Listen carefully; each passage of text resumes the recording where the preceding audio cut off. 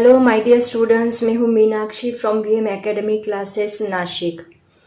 बच्चों, हम देख रहे हैं chapter number 2 mechanical properties of fluid और आज है उसका लेक्चर नंबर 2 जिसमें हम स्टडी करने वाले हैं टॉपिक प्रेशर, जो बहुत ही ज़्यादा इंटरेस्टिंग है और बहुत ही इजी है। तो आपको इजीली समझ में आएगा। उसके ऊपर कुछ क्वेश्चंस भी हम लोग देखेंगे। पहले प्रेशर क्या होता है एग्जैक्टली वो स्टडी करेंगे, उसके बाद उसके ऊपर कुछ क्वेश्चंस मैं आपको बताऊंगी जो बहुत ही ज़्यादा इंटरेस्टिंग है। तो चलो स्टार्ट करते हैं आज का टॉपिक। उसके पहले मैं आपको फिजिक्स के एक ब्रांच के बारे में बताना चाहती हूँ जिसका नाम है हाइड्रोस्टैटिक्स। देखो, स्टैटिक्स में ही उसका मीनिंग है। फिजिक्स की दो ब्रांच होती है, एक होती है स्टैटिक ब्रांच और दूसरी होती है डायनेमिक्स। तो स्टैटिक का मतलब होता है कि जो बॉडीज रेस्ट पे होती है, रेस्ट का मतलब क्या, जिनको मोशन नहीं होती, जो जिनकी वेलोसिटी 0 होती है, ऐसी बॉडीज के बारे में स्टडी करना, उनके ऊपर कौन से फोर्सेस है, उनकी वेलोसिटी, उनकी हर एक बॉडी की रेस्ट पोजीशन को स्टडी करना, उसको हम बोलते हैं स्टैटिक पोजीशन। उसको स्टैटिक बोलते हैं। जिस ब्रांच में स्टडी होता है उस ब्रांच को स्टैटिक बोला जाता है। और जो डायनेमिक्स है, मतलब बॉडी रेस्ट पे नहीं, मोशन में है। अगर बॉडी मोशन में है तो उस वक्त उसके ऊपर कौन से फोर्सेस है, उनकी वेलोसिटी कैसे चेंज हो रही है, सभी रिलेटेड डिटेल में उसके बारे में स्टडी करना, उस ब्रांच को हम लोग बोलते हैं डायनेमिक्स। तो ऐसी दो ब्रांचेस होती है, स्टैटिक एंड डायनेमिक्स। वैसे ही एक ब्रांच है हाइड्रोस्टैटिक। हाइड्रोस्टैटिक मतलब फिजिक्स की ऐसी ब्रांच जो कि फ्लूइड के बारे में हम लोग स्टडी करते हैं, जिसमें, और कौन से फ्लूइड के, जो फ्लूइड रेस्ट पोजीशन पे होता है। मतलब फॉर एग्जांपल हमने ग्लास भर के रखा, वो एक रेस्ट पोजीशन पे है। ग्लास में जो फ्लूइड है वो फ्लो नहीं हो रहा, वो रेस्ट पोजीशन पे है। वैसे ही अगर हमने कोई पाइप लिया है, कोई ट्यूब ली है, ट्यूब में से पानी फ्लो हो रहा है तो वो मोशन में है, मतलब वो डायनेमिक फ्लूइड हो गया। अगर कोई ग्लास भर के रखा है तो वो स्टैटिक फ्लूइड हुआ। अगर कोई ट्यूब में से फ्लो हो रहा है तो वो डायनेमिक फ्लूइड हुआ। तो जिस ब्रांच में स्टैटिक फ्लूइड का स्टडी होता है उसको हम बोलते हैं हाइड्रोस्टैटिक्स। तो इसकी डेफिनेशन बहुत ही सिंपल है। The branch of physics which deals with the study about the properties of fluids at rest is called as hydrostatic. जो फ्लूइड रेस्ट पोजिशन पे होता है उसकी प्रॉपर्टीज को स्टडी करना, जिस ब्रांच में उसका स्टडी होता है उसको हम बोलते हैं हाइड्रोस्टैटिक्स। इसकी डेफिनेशन मैंने नोट्स में दी है, लिखने की जरूरत नहीं है। ओके, सो ये ब्रांच अभी जो हम स्टार्ट करने जा रहे हैं, हम दोनों फ्लूइड के बारे में स्टडी करेंगे, स्टैटिक फ्लूइड के बारे में भी और डायनेमिक फ्लूइड के बारे में भी। सबसे पहले हम स्टैटिक के बारे में स्टडी करने वाले हैं, उसी से रिलेटेड प्रेशर वगैरह मैं आपको बताने वाली हूँ। तो चलो स्टार्ट करते हैं। तो सबसे पहला टॉपिक है अपना प्रेशर, जो कि बहुत ज़्यादा इम्पॉर्टेंट है और बहुत ईजी भी है। देखो बच्चों, प्रेशर क्या होता है तुरंत आप बताओगे कि फोर्स, राइट। फॉर एग्जाम्पल ये एरिया है, इतना एरिया हमने कंसिडर किया। सपोज मैंने इतना एरिया कंसिडर किया, इस एरिया के ऊपर मैं फोर्स अप्लाई कर रही हूँ, ऐसे फोर्स अप्लाई कर रही हूँ। ऊपर से हम लोग इसको दबा रहे, फोर्स अप्लाई कर रहे। तो ये एरिया के ऊपर ऐसा फोर्स हम अप्लाई करेंगे। कभी कभी इस एरिया के ऊपर मैं ऐसा भी फोर्स अप्लाई कर सकती हूँ या फिर मैं ऐसा भी फोर्स अप्लाई कर सकती हूँ।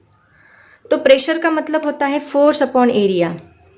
फोर्स अपॉन एरिया मतलब क्या, कि ये टोटल एरिया हो गया, लेकिन इसके सिंगल एरिया पे, ये एरिया बहुत सारे एरियाज पे मैंने डिवाइड कर दिया, और इसके सिंगल एरिया पे कितना फोर्स एक्ट हो रहा है। अगर मैंने इसके ऊपर पूरा फोर्स लगाया तो ये सिंगल एरिया पे कितना फोर्स एक्ट हो रहा है, force per unit area called as pressure. ये प्रेशर की डेफिनेशन है, force per unit area. But कौन सा फोर्स, मतलब देखो मैंने अभी अभी आपको बताया कि यहाँ पे मैं ऐसा भी फोर्स लगा सकती हूँ, ऐसा भी फोर्स लगा सकती हूँ, ऐसा भी फोर्स लगा सकती हूँ। तो जो फोर्स मैंने इस डायरेक्शन में लगाया वो फोर्स मैं यहाँ पे कंसिडर नहीं करने वाली प्रेशर के लिए। इस डायरेक्शन में फोर्स लगाया वो भी मैं नहीं कंसिडर करने वाली। तो कौन सा फोर्स मैं कंसिडर करने वाली हूँ, बस ये नॉर्मल वाला फोर्स। नॉर्मल मतलब क्या, परपेंडिकुलर टू द सरफेस। जो सरफेस को परपेंडिकुलर डायरेक्शन में फोर्स लगाता है उसको हम लोग बोलते हैं प्रेशर। तो यहाँ पे एक बात और ऐड होगी, अगर सिर्फ फोर्स पर यूनिट आप बताते हो, फोर्स पर यूनिट एरिया, तो वो गलत डेफिनेशन है। आपको बताना है normal force per unit area या फिर perpendicular force per unit area, वही डेफिनेशन हमें लेनी है। तो आप बोलोगे मैम हम लोग ऐसे भी तो फोर्स लगाते हैं, फिर वो प्रेशर नहीं हुआ, वो भी तो प्रेशर अप्लाई करता है, बट उसका कौन सा कंपोनेंट हम लेंगे। फॉर एग्जाम्पल इसके ऊपर हमने ऐसे फोर्स अप्लाई किया, ओके, मतलब सरफेस से कुछ एंगल पे हमने फोर्स अप्लाई किया, तो हम क्या करेंगे, ये हो गया आपका रिजल्टेंट वेक्टर, इसको हम दो कंपोनेंट में डिवाइड करेंगे, एक हॉरिजॉन्टल और एक वर्टिकल। तो ये वर्टिकल कंपोनेंट ही, इसमें कॉस थीटा साइन थीटा आ जाएगा। ये एफ है, थीटा की साइड में एफ कॉस थीटा हमने लिया और दूसरी साइड में एफ साइन थीटा हमने लिया।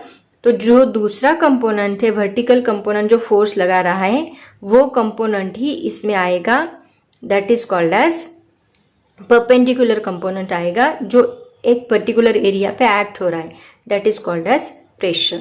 तो ऐसे डेफिनेशन होती है प्रेशर की। प्रेशर मतलब normal force per unit surface area called as pressure.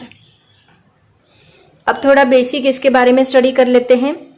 Pressure एक स्केलर क्वांटिटी है जिसको डायरेक्शन नहीं है, सिर्फ मैग्नीट्यूड है, that means it is a scalar quantity. दूसरा, इसका ऐसा यूनिट क्या आएगा, देखो फोर्स है मतलब क्या आएगा, न्यूटन, एरिया है मतलब क्या आएगा, मीटर स्क्वायर। तो न्यूटन पर मीटर स्क्वायर ऐसे भी लिखते हैं या फिर हम इसको ऐसे लिखते हैं न्यूटन पर मीटर स्क्वायर। और इसका दूसरा यूनिट है पास्कल। पास्कल एक साइंटिस्ट का नाम है, उसने इन्वेंट किया है, इसके ऊपर रिसर्च किया है, तो इसलिए उसको पास्कल बोला जाता है। तो पास्कल PA से डिनोट किया जाता है। तो प्रेशर के दो यूनिट हैं, न्यूटन पर मीटर स्क्वायर और पास्कल। दूसरा, इसके डायमेंशंस देखो क्या आएंगे, फोर्स है, नीचे एरिया है, तो फोर्स के डायमेंशन क्या होते हैं, बोलो सब लोग, force is equal to mass into acceleration. So यहाँ पे m1 आ गया, एक्सेलरेशन मतलब velocity divide by time, detail में बता रही हूँ, velocity divide by time. Velocity m1 as it is रहेगा। वेलोसिटी का डायमेंशन क्या होता है, L1t-1, डिस्टेंस अपॉन टाइम, मतलब L1t-1, और नीचे टाइम है t1, तो ये t1 ऊपर जाके बन जाएगा -1, -2, मतलब फोर्स का डायमेंशन क्या आएगा, m1 L1t-2। बट यहाँ पे एरिया भी है, नीचे एरिया का डायमेंशन क्या रहेगा, लेंथ इंटू ब्रेड, मतलब L2, तो L2 ऊपर जाके -2 बन जाएगा, तो हमें डायमेंशन मिलेगा m1 L1 -2 t-2, 1 -2 मतलब -1, मतलब L -1 m1 t-2। ये डायमेंशन बन गया किसका, प्रेशर का। तो ये है प्रेशर का डायमेंशन L -1 m1 t-2। उसके बाद और इसके कुछ यूनिट्स है वो हम देखने वाले हैं। न्यूटन पर मीटर स्क्वायर ये यूनिट तो है ही, बट अगर बहुत ज़्यादा प्रेशर है तो उस वक्त हम लोग कितना यूनिट, मतलब अगर 10⁵ ऑर्डर तक प्रेशर अप्लाई हो रहा है तो उसको एक अलग यूनिट दिया गया, वो यूनिट मैं आपको बताने वाली हूँ।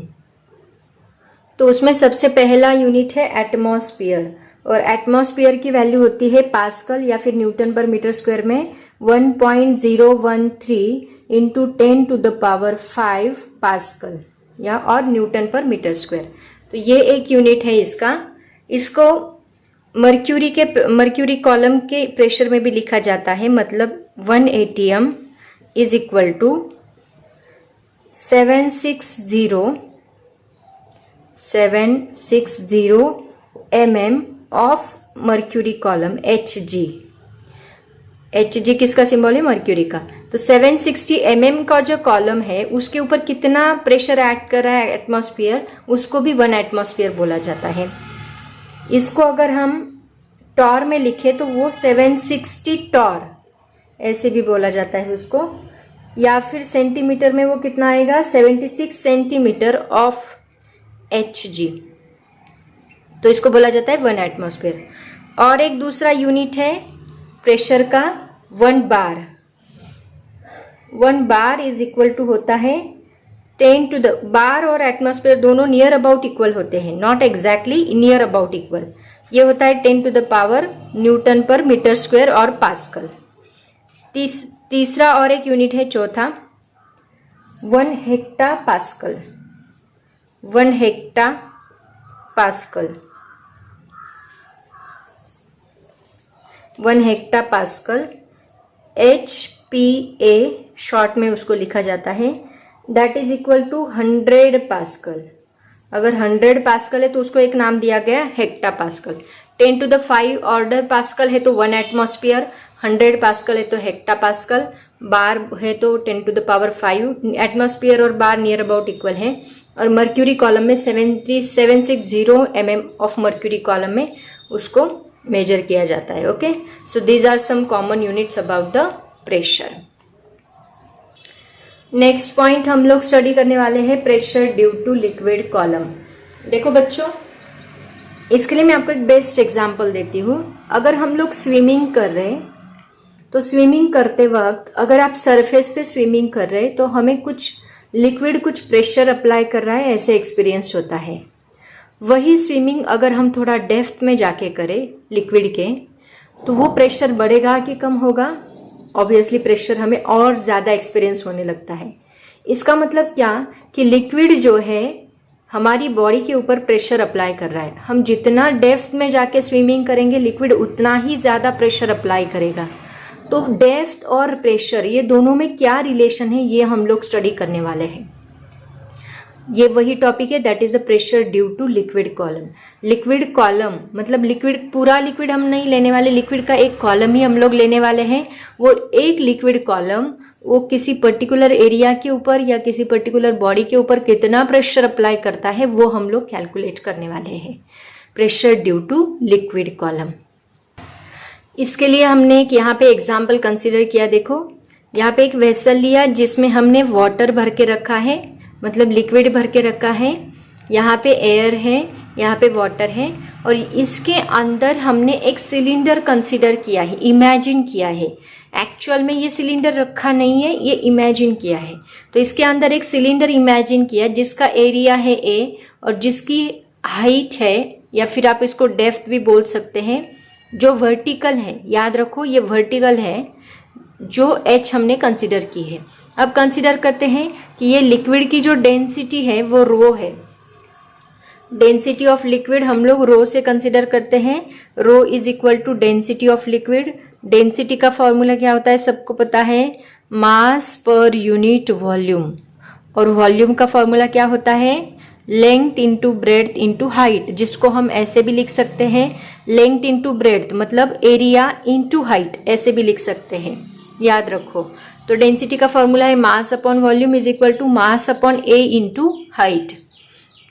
उसके बाद H जो है ये इसकी डेप्थ हमने कंसिडर की है, वो सिलेंडर जो इमेजिन किया है, और A जो है that is the area of that imaginary cylinder.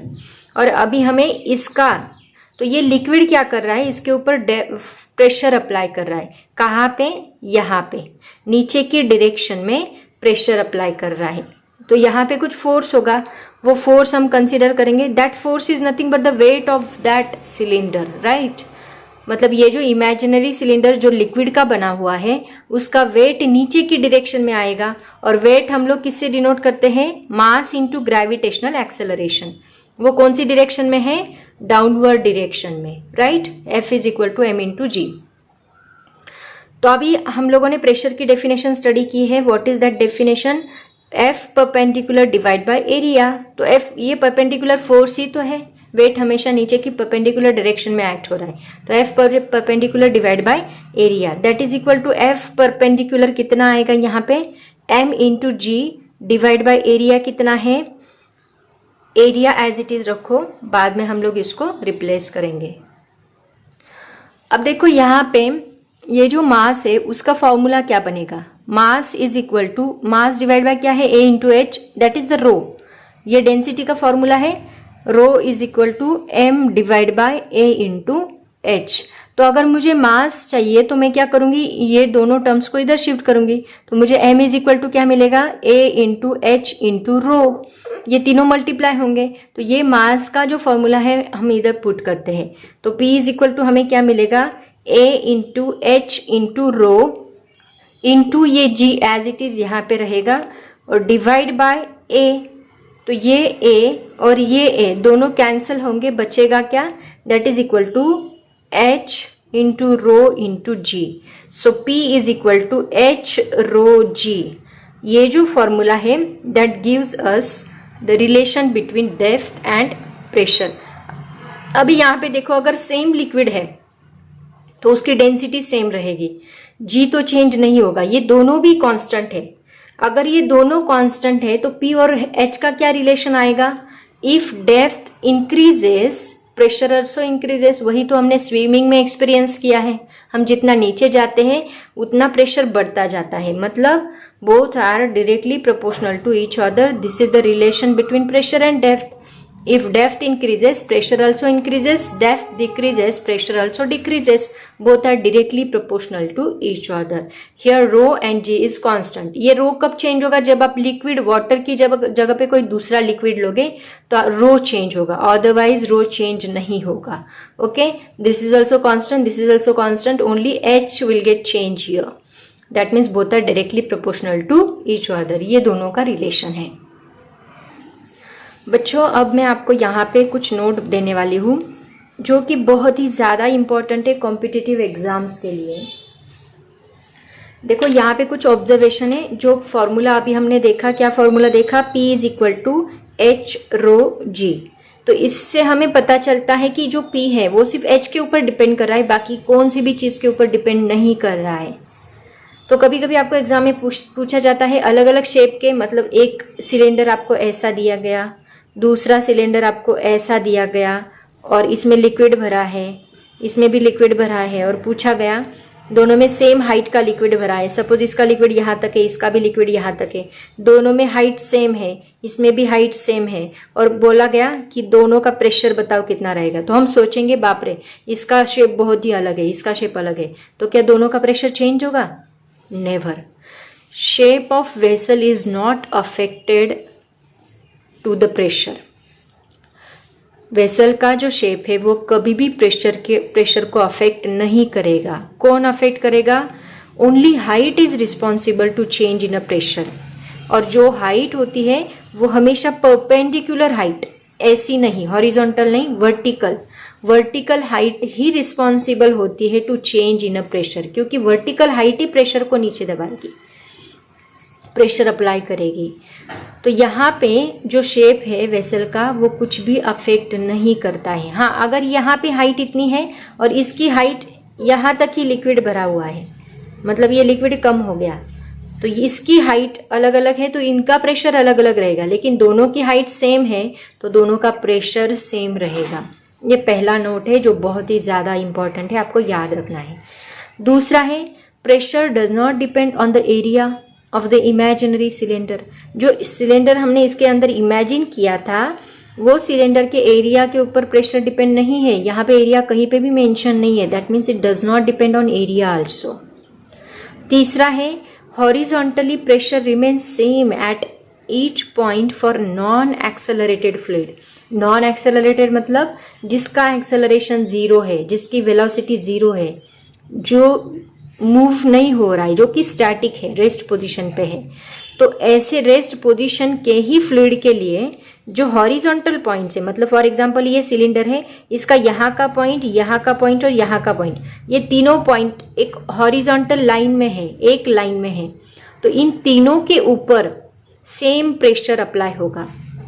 लेकिन कब अप्लाई होगा? जब ये नॉन एक्सेलरेटेड फ्लूइड है, मतलब इस फ्लूइड को मोशन नहीं है, तभी ये पॉसिबल है। ओके, तो इसके ऊपर कुछ क्वेश्चंस हम लोग देखते हैं, उससे आपको ये सभी बातें बहुत ज़्यादा क्लियर होगी और इसी टाइप के क्वेश्चंस एग्जाम्स में भी पूछे जाते हैं। तो चलो स्टार्ट करते हैं क्वेश्चंस। पहला क्वेश्चन देखो क्या है। 3 vessels having equal base area are filled with equal height of same fluid. Then which of the following is correct? 3 vessels लिए जिनका एरिया इक्वल है और उन हाइट, फ्लूइड की हाइट भी इक्वल है। मतलब देखो यहाँ पे भी इतना फ्लूइड है, यहाँ पे भी इतना फ्लूइड है, यहाँ पे भी h हाइट जितना फ्लूइड तीनों में है, लेकिन तीनों का शेप अलग अलग है। तो इसमें से कौन सा ऑप्शन करेक्ट रहेगा? तुरंत आप बोल सकते हैं। हमारा पहला नोट क्या है कि shape of vessel is not affected to the pressure. Vessel का शेप प्रेशर को अफेक्ट नहीं कर सकता। सपोज ये है वेसल ए, ये है वेसल बी और ये है वेसल सी। तो यहाँ पे जो प्रेशर रहेगा, pressure at vessel A, pressure at vessel B, pressure at vessel C. तो यहाँ पे कितना प्रेशर अप्लाई होगा तीनों के ऊपर? तीनों के ऊपर हाइट इक्वल है, लिक्विड सेम है, मतलब उनकी डेंसिटी भी सेम रहेगी। फॉर्मूला क्या है? रो जी एंड एच। तो ये रो जी दोनों कांस्टेंट है, तीनों में सेम फ्लूइड है, हाइट भी सेम है, मतलब तीनों के लिए प्रेशर क्या रहेगा? इक्वल। तो option C is a correct. Next question देखो क्या है, थोड़ा सा चेंज है बट बहुत ही इंटरेस्टिंग है। 3 vessels having equal base area, this is question number 2, sorry. 3 vessels having equal base area are filled with equal volume. वहां पे क्या था? इक्वल हाइट था, अब क्या है? इक्वल वॉल्यूम है ऑफ सेम फ्लूइड, वही फ्लूइड है। तो नीचे दिया गया कौन सा ऑप्शन करेक्ट है।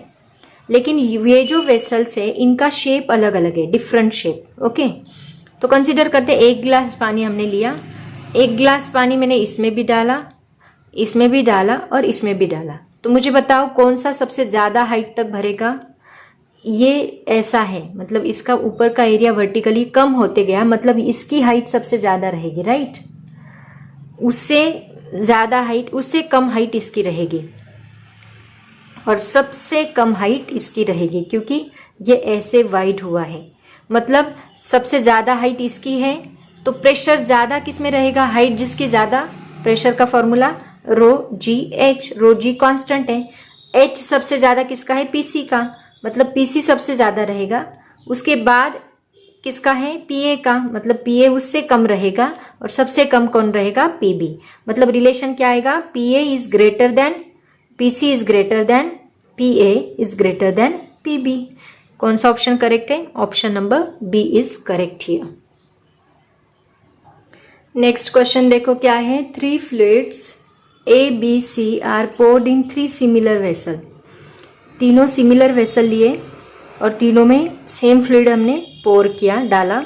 Fluid is having equal mass and if rho A is greater than, density अभी हर एक फ्लूइड की अलग अलग है, rho A is greater than, rho B is greater than rho C, then which option is correct. और नीचे ये ऑप्शंस दिए हैं। तो सबसे पहले तो हमें डेंसिटी का फॉर्मूला पता होना चाहिए। डेंसिटी का फॉर्मूला क्या है? मास पर यूनिट वॉल्यूम, और मास डिवाइड बाय क्या है? वॉल्यूम। वॉल्यूम क्या होता है? Area into height. ये हो गया रो। तो एरिया इंटू हाइट को इधर शिफ्ट करो क्योंकि आपको डेंसिटी पता है। तो area into height is equal to mass upon rho. तो अभी यहाँ पे देखो डिवाइड बाय रो, हाइट और डेंसिटी दोनों में क्या रिलेशन है? Height is inversely proportional to density. Mass constant है, सपोज एरिया भी उन्होंने कांस्टेंट बोला है, 3 सिमिलर वेसल्स है, मास भी कांस्टेंट है, एरिया भी कांस्टेंट है, सिर्फ डेंसिटी चेंज हो रही है। If density increases height decreases, if density decreases height increases. तो रो ए सबसे ज्यादा है, मतलब हाइट सबसे कम होगी, हाइट सबसे कम मतलब वो सबसे कम होगा प्रेशर, क्योंकि पे इज इक्वल टू क्या है? रो जी एच। ऐसा हमें लगता है बट एग्जैक्टली ऐसा नहीं है, क्योंकि देखो अगर मैं रो बढ़ा रही हूं तो एच कम हो रहा है, और यहाँ पे दोनों का मल्टीप्लीकेशन है रो और एच का। ये रो बढ़ गया लेकिन एच कम हो गया, एच बढ़ गया लेकिन रो कम हो गया, तो ये दोनों अकॉर्डिंगली कम ज्यादा हो रहे। तो ये पी क्या रहेगा? पी हमेशा कांस्टेंट रहेगा। अगर यहाँ पे अगर हमने नहीं सोचा तो हम डायरेक्टली क्या करते? पीए कम रहेगा, उससे ज्यादा पीबी, उससे ज्यादा पीसी, बट ऐसा नहीं है क्योंकि रो भी मल्टीप्लाई हुआ है। अगर आपका एच बड़ा है तो रो तो कम हुआ है, और एच कम हुआ है तो रो बड़ा है। बहुत ही इंटरेस्टिंग क्वेश्चन है। देखो इसका मतलब ये दोनों अकॉर्डिंगली कम ज्यादा हो रहे, दोनों का ये रिलेशन है, दोनों अकॉर्डिंगली कम ज्यादा हो रहे। इसका मतलब पी जो है वो चेंज नहीं होगा। फॉर एग्जाम्पल देके बताती हूँ, सपोज हमने रो यहाँ पे 2 से 4 कर दिया, 2 से 4 कर दिया, पहले 2 था अब हमने 4 कर दिया, 4 बढ़ा दिया। तो इन दोनों का पहले 1/2 का कुछ तो भी अलग आंसर था, अब 1/4 का आंसर चेंज हो जाएगा। मतलब h जो है आपने 2 से 4 किया तो h क्या होगा? 4 से 2 बन जाएगा, राइट। पहले अगर 4 आ रहा था तो अब क्या बन जाएगा? 2 आएगा। इसका मतलब ये दोनों का मल्टीप्लीकेशन, यहाँ पे 2 आया पहले, फिर 10 आया, फिर 4 आया, राइट। बट अभी आपने क्या किया? 2 से 4 किया ये 10 आया, लेकिन ये 4 से क्या हो गया 2, तो दोनों का आंसर क्या होगा, सेम ही तो आंसर आएगा। इसका मतलब अगर रो इंक्रीज डिक्रीज हो रहा है बट उसके साथ साथ हाइट भी तो इंक्रीज डिक्रीज हो रही है, दोनों का ये रिलेशन है। इसका मतलब आपका आंसर कौन सा करेक्ट रहेगा, PA is equal to PB is equal to PC। This is the correct answer. Confuse करने के लिए आपको ऐसे क्वेश्चंस दिए जाते हैं, जो बहुत ही अच्छा क्वेश्चन है। नेक्स्ट क्वेश्चन देखो, जो बहुत ही इंटरेस्टिंग है। आप बोलोगे मैम हर एक क्वेश्चन को इंटरेस्टिंग ही बोले जा रही है, बट सच में इंटरेस्टिंग है मुझे लग रहा है। देखो क्वेश्चन क्या है, ये वेसल दिया है और इसमें 3 पॉइंट्स दिए हैं A, B and C। A की हाइट सबसे ज़्यादा दी है, B की हाइट और C की हाइट इक्वल है, और बोला गया नीचे कौन सा ऑप्शन करेक्ट है। तो कौन सा ऑप्शन करेक्ट आएगा, ये वाला ना, PA is greater than PB is equal to PC, right. But ये वाला ऑप्शन करेक्ट नहीं है। ऑप्शन कौन सा करेक्ट है, ये वाला, क्योंकि देखो नोट में मैंने 3rd पॉइंट लिख के दिया है, जो हॉरिजॉन्टल पॉइंट्स होते हैं, एक लाइन के जो पॉइंट्स होते हैं उनके ऊपर सेम प्रेशर होता है। तो ये हॉरिजॉन्टल पॉइंट्स हैं, एक लाइन के पॉइंट्स हैं, मतलब इनके ऊपर सेम प्रेशर होगा, राइट। आप बोलोगे मैम कैसे पॉसिबल है, हाइट तो अलग अलग है। हाइट अलग अलग है, लेकिन इसके ऊपर से जो प्रेशर लग रहा है ये एटमॉस्फेरिक प्रेशर है, बट ये वॉल, यहाँ पे एटमॉस्फेरिक प्रेशर तो लग ही रहा है, लिक्विड भी प्रेशर अप्लाई कर रहा है, लेकिन ये जो वॉल है ये भी इसके ऊपर प्रेशर अप्लाई कर रही है। कौन सा pressure, normal reaction N, right. और इस नॉर्मल रिएक्शन का जो ये हॉरिजॉन्टल और वर्टिकल कंपोनेंट जो कुछ भी आएगा, वर्टिकल कंपोनेंट इसके ऊपर एक्ट हो रहा है, प्रेशर अप्लाई कर रहा है इस पॉइंट के ऊपर। यहाँ पे भी सेम, ये वॉल यहाँ पे normal reaction force, perpendicular normal reaction force act कर रही है, और इसका जो ये कंपोनेंट है ये भी इसके ऊपर प्रेशर अप्लाई कर रहा है, राइट। इसका मतलब ये हाइट फिर भी कम है, लेकिन ये प्रेशर बैलेंस कर रहा है उसको। इसका मतलब तीनों के ऊपर इक्वल प्रेशर अप्लाई हो रहा है, तो C option is a correct option. Understand everybody, okay, समझ में आया सबको। ऐसे अलग अलग बहुत सारे क्वेश्चंस हैं जो आप लोग सॉल्व कर सकते हैं। बहुत सारे MCQ सॉल्व करते जाओ तो आपकी कंसेप्ट और ज़्यादा क्लियर होगी, और कॉम्पिटिटिव एग्जाम आपको कुछ भी नहीं लगेगी।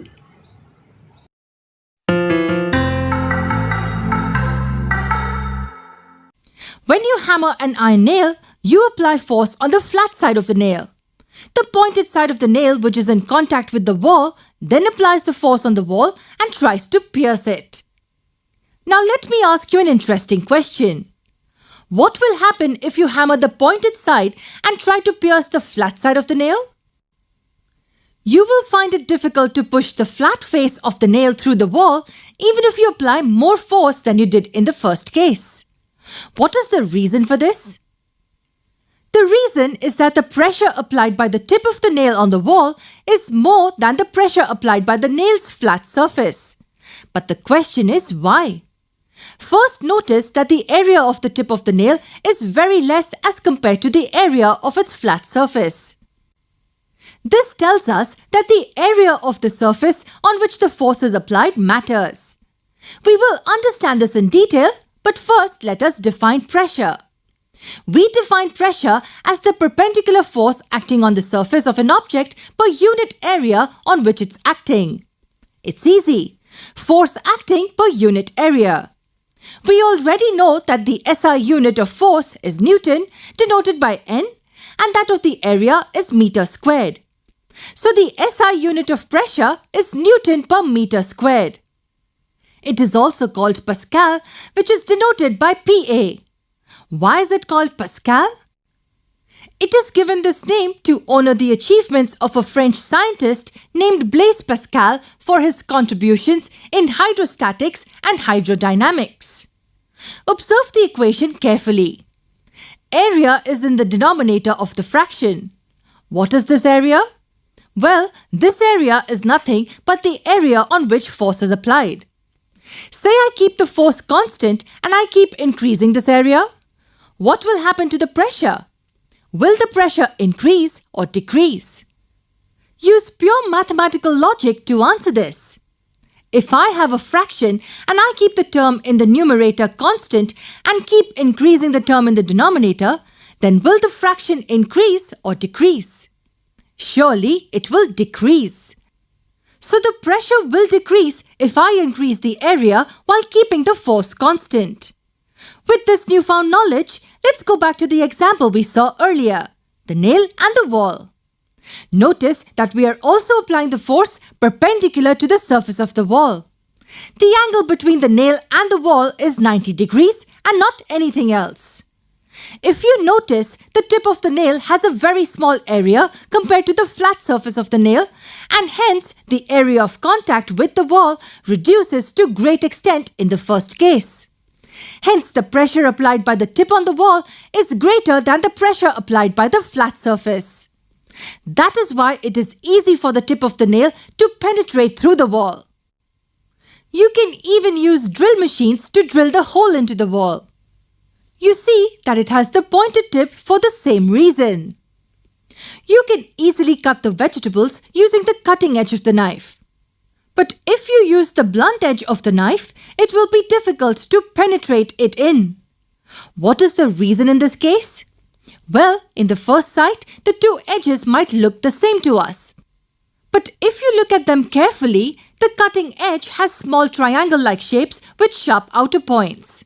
The other edge has nothing of these. So if you cut a vegetable with a cutting edge, the area of contact between the vegetable and the knife is greatly reduced. Hence, more pressure is applied on the vegetables using cutting edge of the knife. Area used to cut the trees also have sharp cutting edges instead of placid ones. It increases the pressure on the tree due to the less area of contact. The examples that we've seen so far are applications of high pressure. It's about how high pressure is useful to us in some cases. But it is not always the case. There are situations where we require low pressure. Let us see some applications or advantages of low pressure. We use snowshoes to walk on snow. The reason for that is simple. Due to the larger area in contact with the snow, snowshoes reduces the pressure on the snow. We are able to walk on it without our feet sinking deep inside. In case of normal shoes, due to comparatively smaller area of contact, the pressure on snow is more and it sinks our feet deep inside. Note that the force applied on the snow in both the cases is the same. This force is nothing but our weight on the snow. Have you ever wondered why the wheels of an army tank run on the steel tracks rather on the ground? Notice that the wheels are on steel tracks and are not touching the ground. The army tank is huge in size. If the wheels run on ground, due to less contact area with the ground, the pressure on the ground will be massive. However, the tracks have much larger area of contact with the ground and hence the pressure on the ground is reduced to a great extent. In all the examples that we have seen in this video, it is the solid which is applying pressure on another solid. Do liquids also apply pressure? We will see that in the next video. बच्चों, अब time आ गया notes का। आज के लिए इतना topic काफ़ी है, बाकी टॉपिक हम लोग कल देखेंगे। पहले देखो, हाइड्रोस्टैटिक से हमने स्टार्ट किया था आज, तो ये पहला पेज है प्रेशर और हाइड्रोस्टैटिक का। उसके बाद ये second page, page number 3।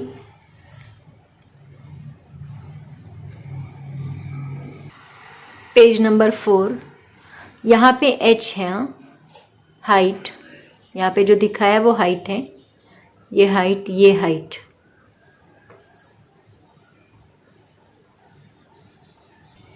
Page number 5,